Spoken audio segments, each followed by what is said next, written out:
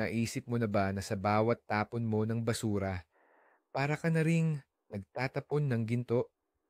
Kakaiba pakinggan, pero totoo yan. Lalo na kung mayroon kang mga halaman sa loob ng bahay o kahit maliit na gulayan. Ngayon, ibabahagi namin sa inyo ang 10 sikreto na nagtatago sa inyong kusina at sa inyong tahanan. Ito ang mga nangungunang organic na pataba na wala kang gagastusin ni isang kusing. At pagkatapos ng videong ito, sigurado akong titingnan mo ang inyong sako ng basura ng may iba ng pananaw. Marami ang nag-iisip na para magkaroon ng malalagong bulaklak at masaganang ani, kailangan ng mamahaling chemical na nabibili sa tindahan. Pero ang ating mga lolo't lola, hindi na nila ito kailangan. Alam nila na ibinigay na ng kalikasan ang lahat ng kailangan natin para mapalusog ang ating mga halaman. Ngayon, babalik lang tayo sa mga pinagmulan, pero susuriin natin ito sa siyentipikong paraan. Aalamin natin kung ano at bakit ito gumagana at kung paano gawing makapangyarihang pampalago ang simpleng basura para sa inyong mga alagang halaman. Okay, simulan na natin ang ating listahan ng mga homemade na pataba at sa ikasampung pwesto, sa isang lugar na may karangalan, ay ang bagay na walang awa ninyong itinatapon sa basura tuwing nagluluto kayo ng sopas or gumagawa ng salad. Tama, ito ay walang iba kundi ang ordinaryong balat ng sibuyas. Akala mo ba basura lang yan? Pero sa totoo lang, ito ay parang isang natural na botika at imbakan ng sustansya.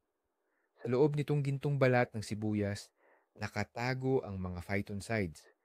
Ito ay mga pabagubagong sangkap na epektibong lumalaban sa mga pathogenic fungi at nagtataboy ng maliliit na peste.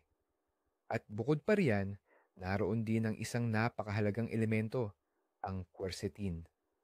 Tandaan ang salitang iyan. Ito ay isang malakas na antioxidant at growth stimulant na nagpapalakas ng resistensya ng mga halaman, ginagawa silang mas matibay laban sa sakit at stress. Ang paggawa ng magic elixir mula dito ay napakadali lang. Tandaan ang resipe.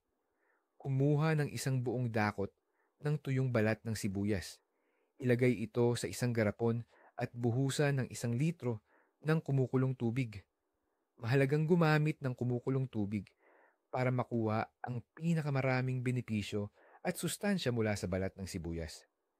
Ngayon, takpan ang lalagyan at hayaang ibabad ng ilang oras o mas mainam, magdamag. Malalaman mong handa na ang timpla kapag nagkaroon ito ng matingkad na kulay, ginintuang kayo manggi, parang matapang na siya. Pagkatapos nito, siguraduhing salain ito gamit ang salaan o gasa upang hindi maiwan ang maliliit na butil sa mga dahon at sa lupa. At heto na, handa na ang ating elixir. Ang ginintuang timplang ito ay maaaring ipandilig sa ugat ng halaman o spray sa mga dahon. Ang pagdidilig ay nagbibigay ng sustansya at nagdidisinfekta sa lupa, habang ang pag spray naman ay lumilikha ng hindi nakikitang panangga laban sa aphids at spider mites. Lalo na't gustong-gusto ng mga indoor plants, geranium, at maging ng mga batang punla ng kamatis at pipino ang ganitong klasing shower. Simple, libre, at napakabisa. Magaling! Dumako na tayo sa susunod. Sa ikasiyam na pwesto sa ating top list, ang mga natira pagkatapos ng iyong pagtsaa sa umaga, ang pinaglumaang dahon ng tsaa. Oo, ang mga sachet o ang buong dahon mula sa tipot ay hindi lang simpleng basura. Nagsisilbi itong mahusay na pantakip sa lupa o mulch at pinagmumulan ng nutrisyon para sa halaman. Naglalaman ng mga dahon ng tsaa ng tannins na may bahagyang antiseptic effect. Nakakatulong itong mag-disinfect ng lupa at lumaban sa ilang sakit na dulot ng fungi. Bukod pa rito, habang nabubulok ang pinaglumaang tsaa, nagiging mas maluwag, mahangin, at mas madaling sumipsip ng tubig ang lupa na talagang nagugustuhan ng mga ugat ng halaman. Ngunit mayroong isang napakahalagang detalye dito, mga kaibigan, na madalas makalimutan ng marami. Huwag na huwag mong ilagay ang basang pinaglumaang tsaa ng direkta sa ibabaw ng lupa sa paso. Bakit? Ang basang tsaa ay isang perpektong kapaligiran para dumami ang maliliit na itim na langaw, ang siyarid. Kapag nagparami sila, napakahirap na itong tanggalin. Bukod pa rito, ang makapal na patong ng basang pinaglumaang tsaa ay maaaring kapitan ng amag. Paano ba gamitin ng tama ang tsaa? Mayroong dalawang ligtas na paraan. Ang una at pinakamadali ay patuyuing mabuti ang nagamit ng tsaa. Ilatag lang ito ng manipis na patong sa papel at hayaang matuyo ng lubusan. Pagkatapos nito, ang tuyong pinaglumaang tsaa ay walang pag-aalinlangang ihalo sa pinakataas na bahagi ng lupa. Dahan-dahan itong mabubulok, nagbibigay ng sustansya at nagpapabuti sa istruktura ng lupa. Ang pangalawang paraan ay gamitin ang pinaglumaang tsaa bilang paagusan o drainage. Kapag naglilipat ka ng halaman, maglagay lang ng patong ng tuyong pinaglumaang tsaa sa ilalim ng paso. Sisiguraduhin nito ang maayos na pag-agos ng tubig at karagdagang nutrisyon para sa mga ugat. Ang paraang ito ay partikular na gusto ng mga pako at iba pang mga halaman sa bahay na mahilig sa basa. Pagpapatuloy sa ating listahan at sa ikawalong pwesto, mayroong naghihintay sa atin na napakasimple at abot kaya, ang pinaglagaan ng patatas. Oo, yung mismong tubig na kadalasang ninyong tinatapon lang sa lababo matapos magpakulo ng patatas.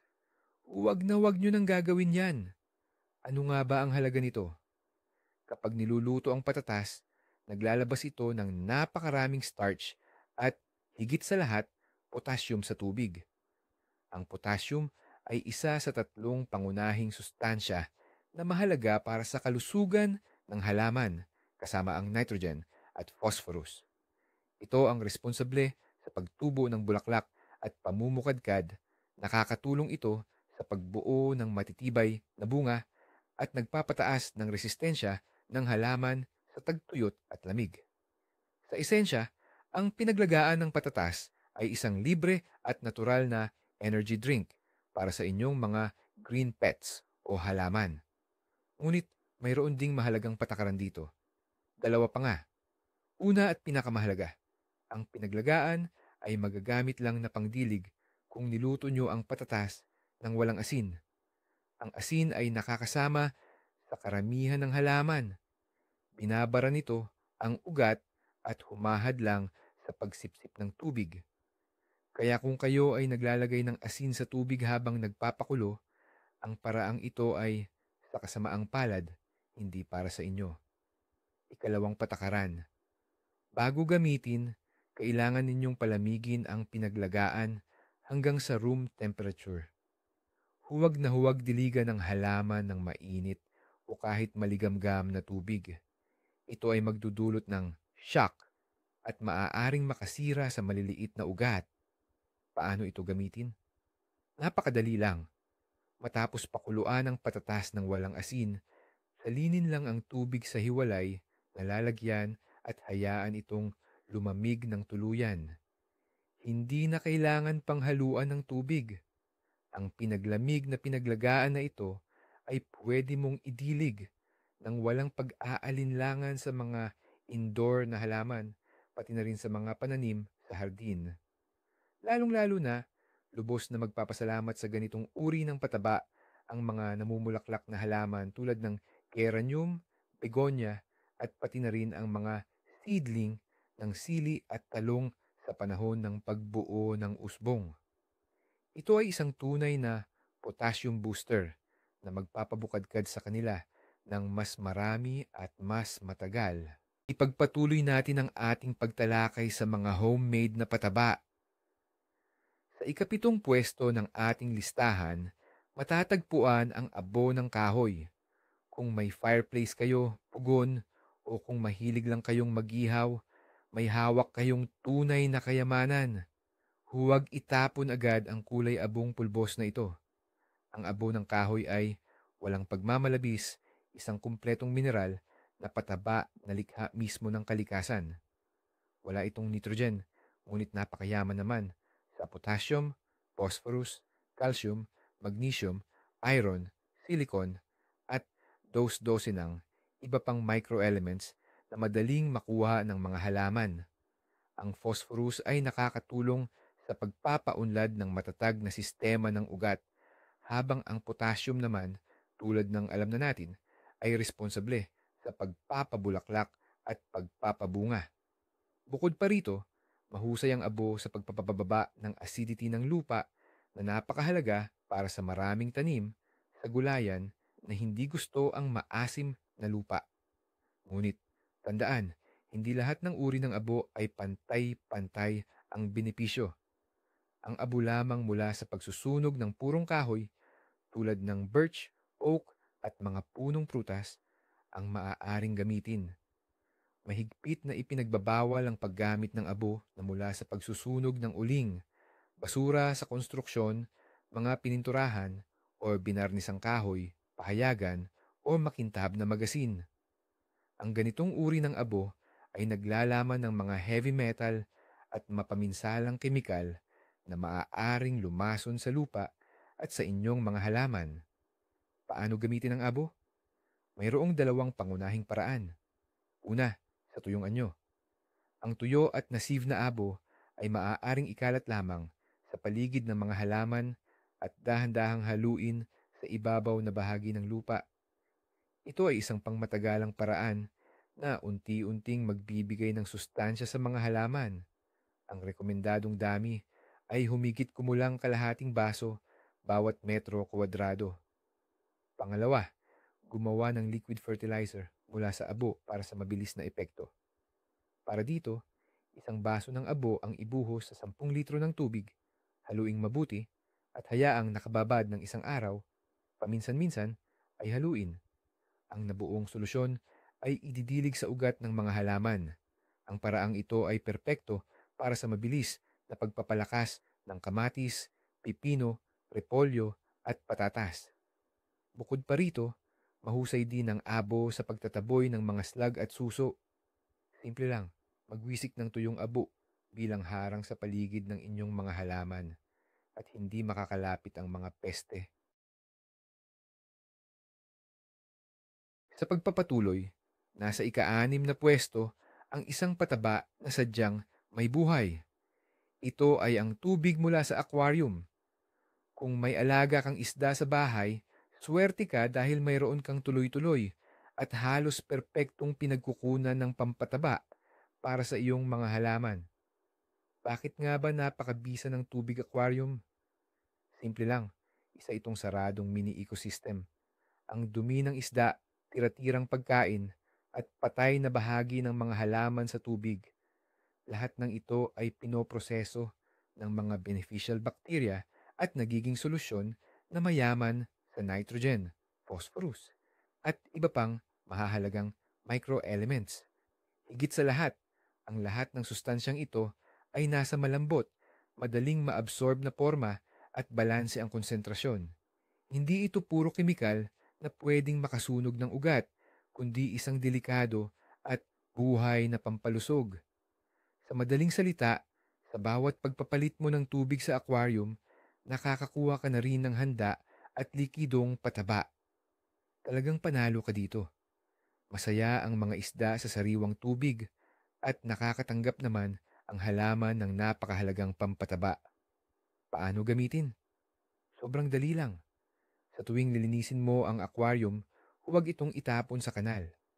Salinin ito sa timba or pandilig. Hindi na kailangan panghaluan or patagalin. Agad mong maididilig ang tubig na ito sa mga halaman sa loob ng bahay, sa balkonahe, at pati na rin sa iyong mga seedlings. Ang mga halaman ay mabilis na nagre-respond sa ganitong uri ng pataba. Nagiging mas makulay at sariwa ang mga dahon. Bumibilis ang paglaki at mas nagiging sagana ang pamumulaklak. Mahalagang tandaan, ang ganitong pagdidilig ay maaaring gawin halos minsan isang buwan, lalo na sa panahon ng aktibong paglaki ng halaman, tulad ng tagsibol at tag-init. Sa taglamig, kapag nagpapahinga ang mga halaman, mas mainam na iwasan muna ang paggamit nito. At syempre, hindi ito angkop kung kamakailan ay gumamit ka ng kemikal na gamot para sa iyong mga isda sa parehong aquarium. Sa ibang banda, ito ang perpektong ugnayan ng dalawa mong libangan sa bahay. Nalagpasan na natin ang kalahati ng ating listahan. At sa ikalimang pwesto, narito ang isang produkto na halos bawat kusina ay mayroon, ngunit kakaunti lang ang nakakaalam na pwede pala itong gamitin para sa halaman. Ito ay ang ordinaryong pampaalsa o yeast. Opo, tama ang dinig nyo. Ang pampaalsa ay hindi lang basta sangkap para sa malalambot na tinapay. Ito ay mga buhay na microscopic fungi na nagsisilbing napakalakas na pampasigla at pampataba sa mga halaman. Paano ito gumagana? Kapag nalagay sa mainit at mamasamasang lupa, mabilis na dumarami ang yeast.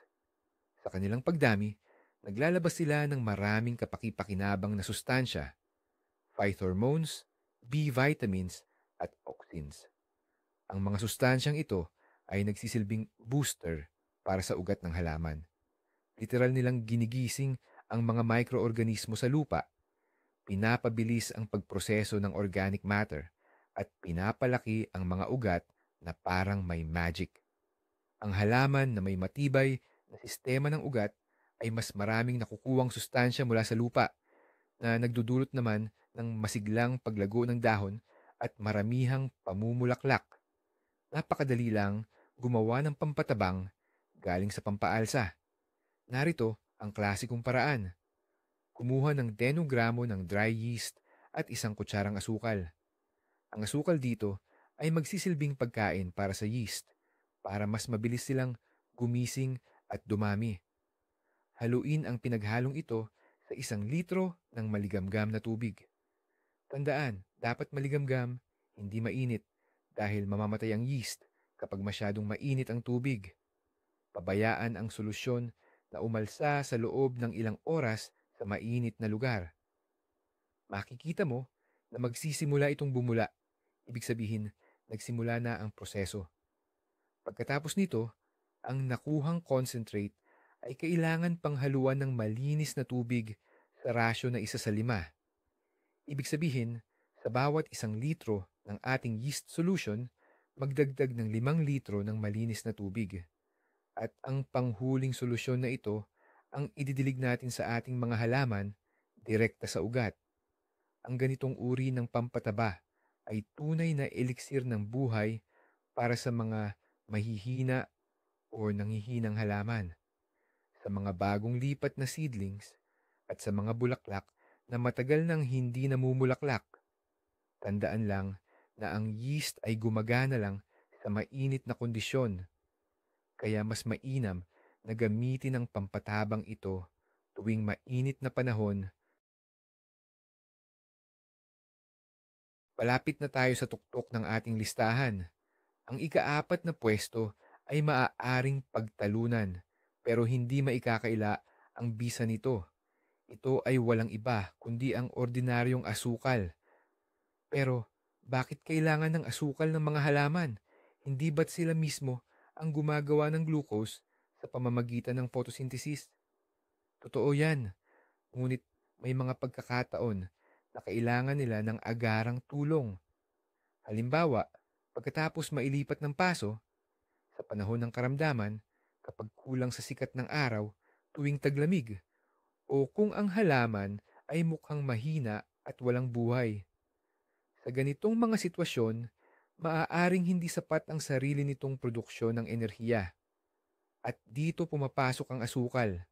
Ang glucose na pangunahing sangkap nito ay nagsisilbing pinagmula ng purong enerhiya, hindi lang para sa halaman, kundi pati na rin sa mga kapaki-pakinabang na mikroorganismo sa lupa. Parang pagbibigay ng isang tasa ng matamis na tsaa sa isang may sakit. Agad-agad itong nagbibigay ng lakas.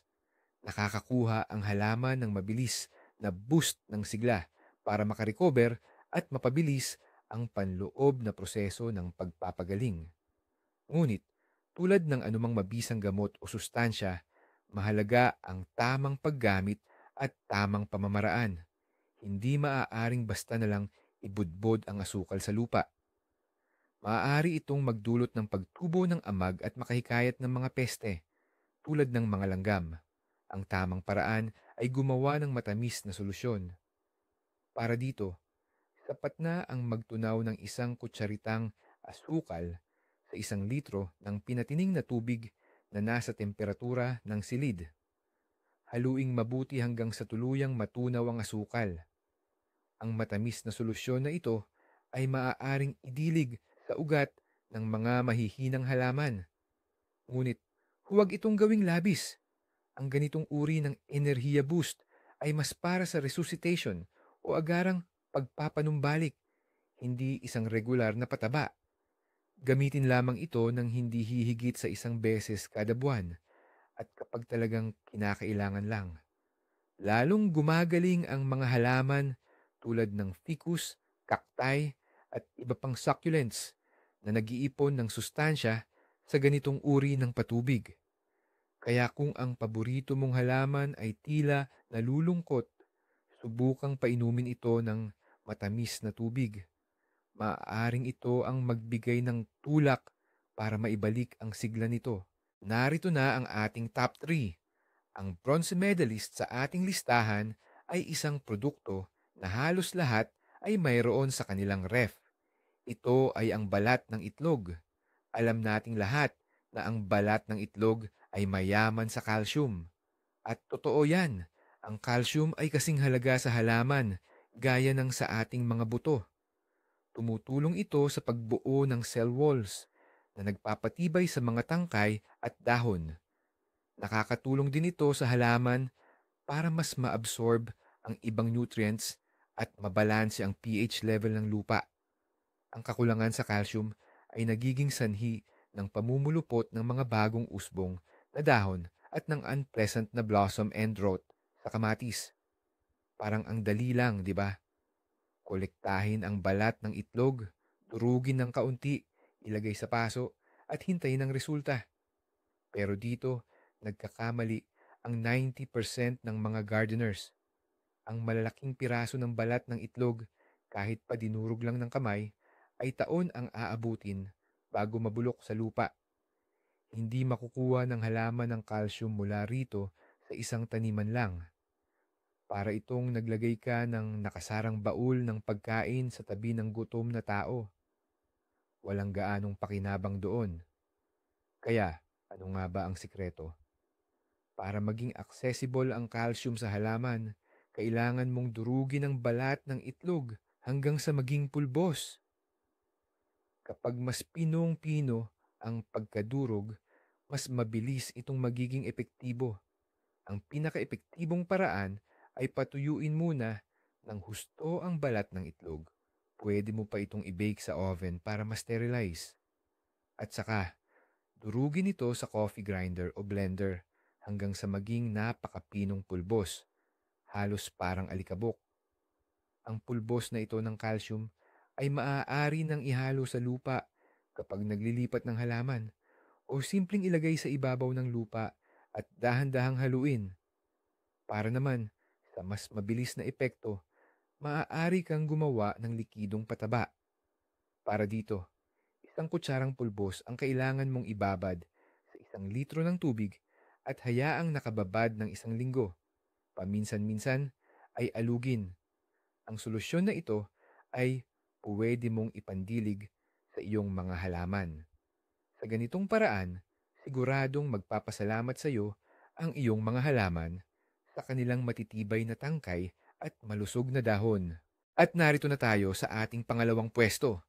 Ang pilak na medalya sa ating listahan ay napupunta sa paboritong inumin ng milyon-milyong tao tuwing umaga, ang latak ng kape.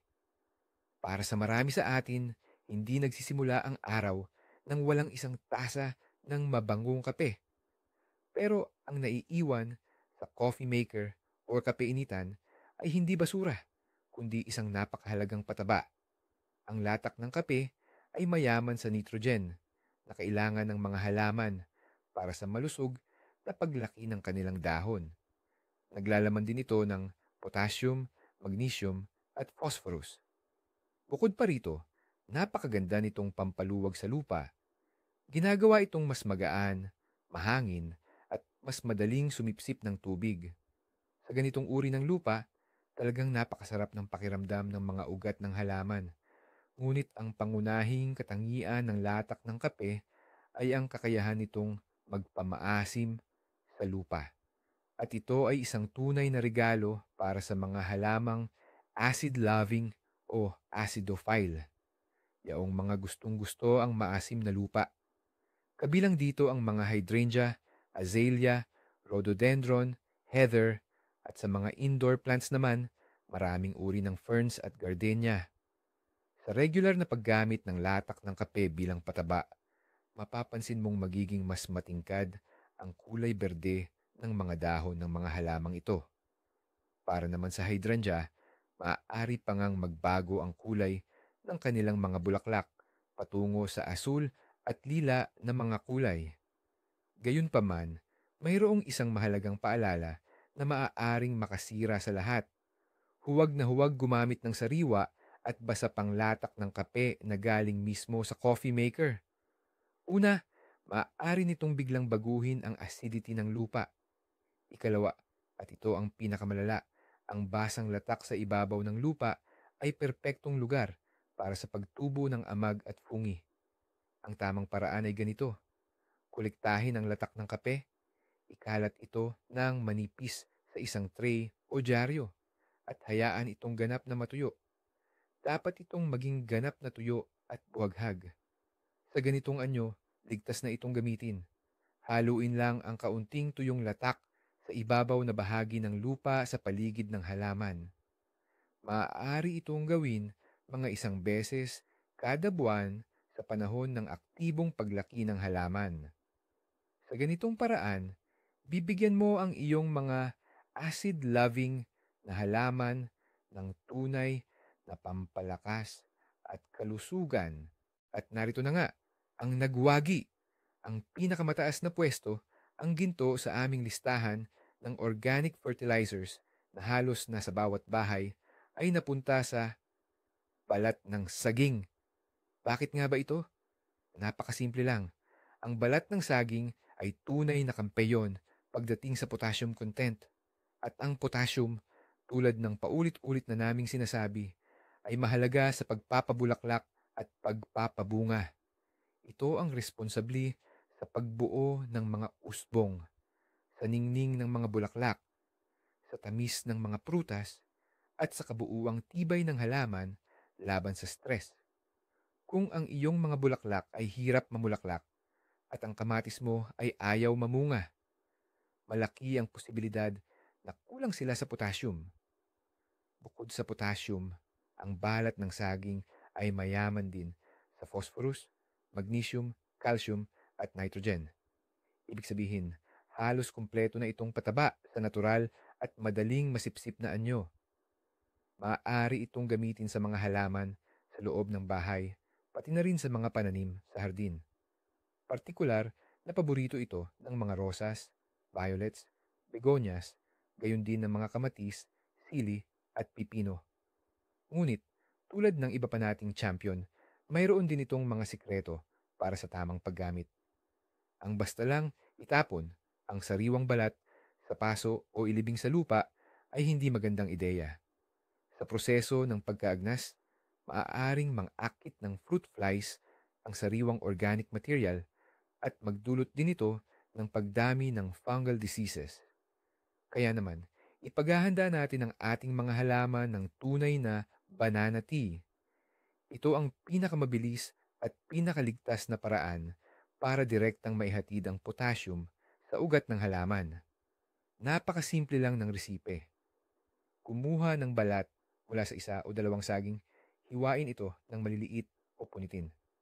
Ilagay sa 1 litro na garapon at lagyan ng malinis at nakaimbak na tubig na nasa room temperature. Takpan ng garapon at hayaang ibabad ng Dempakindi Subtle Cortinan Paprantexiant oras. Sa panahong ito, mahihihila ng tubig mula sa balat ang karamihan ng potassium at iba pang sustansya. Ang likido ay magiging bahagyang malabo ang kulay. Pagkatapos, salain ito at ang lumambot na balat ay maaaring ilagay sa compost. Ang nakuha mong banana elixir ay idilig sa ugat ng iyong mga halaman. Maaari itong gawin minsan sa bawat 2 hanggang 3 linggo sa panahon ng aktibong paglago at pagbubukol ng bulaklak. Hindi magtatagal. Makikita mo ang resulta. Ang iyong mga green pets ay bubuhay muli, maglalabas ng bagong usbong at magbibigay sa iyo ng masagana at matagal na pamumulaklak. At ngayon, ang pinakamahalaga sa lahat, ito ang pinakahihintay ninyong impormasyon. Narinig nyo na siguro ang tungkol sa kape, eggshell at balat ng saging. Pero bakit kaya hindi ito gumagana sa karamihan? Ilalabas na natin ang mga sikreto. Magsimula tayo sa eggshell or balat ng itlog. Walang silbi kung basta nyo lang itatapon ng buo sa paso. Hindi maa-absorb ng halaman ang calcium nito. Kailangan nyo itong durugin sa coffee grinder hanggang maging pulbos.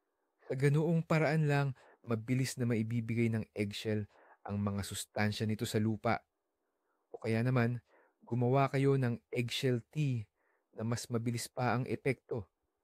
Ngayon naman sa kape, huwag na huwag niyong gagamitin ang sariwa at basa pang latak ng kape pagkalabas pa lang sa coffee maker. Sobrang acid nito sa lupa at pwedeng magdulot ng amag. Ang tamang paraan, lubusan niyo munang patuyuin ang latak ng kape sa pamamagitan ng pagkalat nito ng manipis. Saka nyo lang dahan-dahang ihalo sa ibabaw na bahagi ng lupa. At panghuli, ang saging. Ang balat nito ay super pataba, pero ang sariwang balat na ibinaon sa lupa ay pwedeng makahatak ng maliliit na insekto o fruit flies at mabulok. Ang pinakamainam na solusyon ay gumawa ng banana peel tea. Lagyan lang ng 1 litro ng tubig ang balat ng isang saging at hayaang nakababad ng 54 oras. Gamitin ang elixir na ito sa pagdidilig. Ligtas ito at napakabisa. Nakakagulat, di ba? Ang maliliit na detalye ay kayang magpabago ng lahat. Kita nyo na ang inyong tahanan ay isang tunay na treasure chest para sa isang mahilig sa halaman. Hindi nyo na kailangang gumastos ng malaki para lang maging malusog at maganda ang inyong mga halaman. Kailangan nyo lang silipin ang inyong basurahan. Salamat sa inyong panunood sa videong ito hanggang sa dulo. Kung naging kapaki-pakinabang ito para sa inyo, i-like nyo na at mag-subscribe sa aming channel para hindi kayo mahuli sa mga bagong life hacks. Ngayon, tanong naman namin sa inyo, anong mga secret na pataba mula sa bahay ang ginagamit nyo? Baka may nakalimutan pa kami. Ibahagi ang inyong karanasan at mga recipe sa comment section.